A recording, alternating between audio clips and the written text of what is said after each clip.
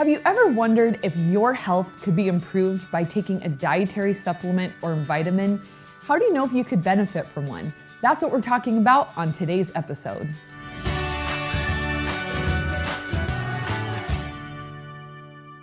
Hi, I'm Kristen Lascola, and this is Richard Hall, the head of research and development for Ameriden.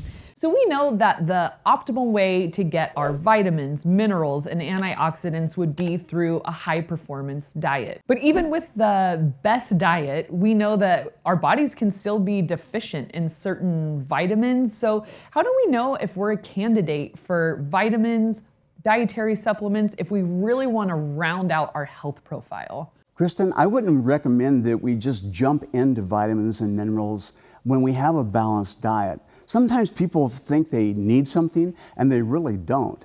Again, my best advice would to have a blood test to know where you start with looking at vitamins and minerals and what you're going to buy extra to supplement your diet.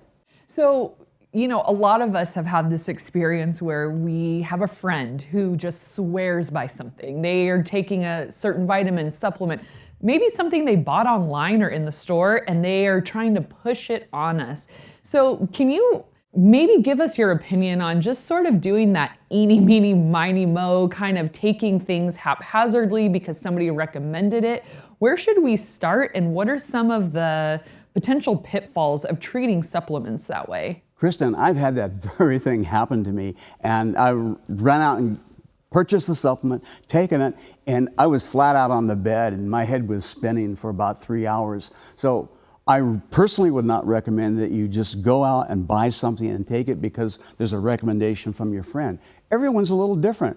Genetically, you're made a little different. And while it might not hurt you, the chances are you could really damage your brain or maybe your nervous system. So do a little research before you actually take a supplement. Right, and I think the confusion, I think for me and for all of us, is we see something that has a label that says all natural, and we figure, well, if it's all natural, it must be safe. We equate the word natural with safe, but you are telling me that these things are still considered chemicals, even if they are natural. Well, arsenic is natural, right? Right. You wouldn't be going and taking arsenic. Actually, eating apple seeds or the stone fruits inside of a stone fruit is cyanide. So some people actually take that for cancer and actually die. So I wouldn't just rush out and take it because it's natural. Right. Do a little homework. It doesn't take much to do your homework. So then, so tell us. So then what is my homework? Maybe I'm interested in rounding out my health profile. Sure. I'm overwhelmed at the store. My friends are saying, take this. Online is saying, take this. Where do I need to start? What is my first step of homework? A visit to a healthcare professional. Okay. I highly recommend. It won't cost that much. It could save you a lot of money in the supplements that you do purchase to round out your dietary supplement needs. And it could actually save you a lot of health time as well. What do I need to ask when I go? So I go to my doctor, I make an appointment, I'm interested. What would be some of the key questions that I need to ask? So, hey doc, I'm feeling down, I'm feeling kind of really punky today. Could you do a blood test for me so I can find out where my baseline is, where I can start, and then get back with that doctor and let him review it with you.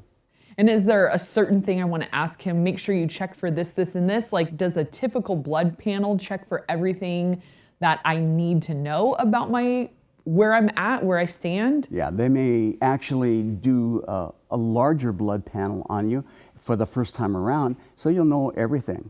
And then you can go ahead and adjust your diet to whatever you need. People think that eating an apple a day can keep the doctor away, and that's really good, but malic acid is the key chemical in apples that actually help you. So taking a capsule of malic acid a day might be like taking 5-10 apples in a day, which could do well for one person, but actually could harm another person. So just be careful when you're experimenting. I know people want to jump on that bandwagon and be helpful. They want to feel good. They want to look good. And that's great. That's great.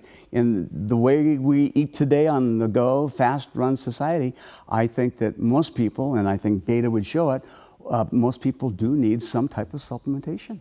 Okay, so then we're gonna be exploring, well, if we figure out what we need and we go about it in the right way, how do we move forward to take the next steps to actually getting the supplements we need? And those are the kind of things that we'll be discussing in the future on this channel, so stick around.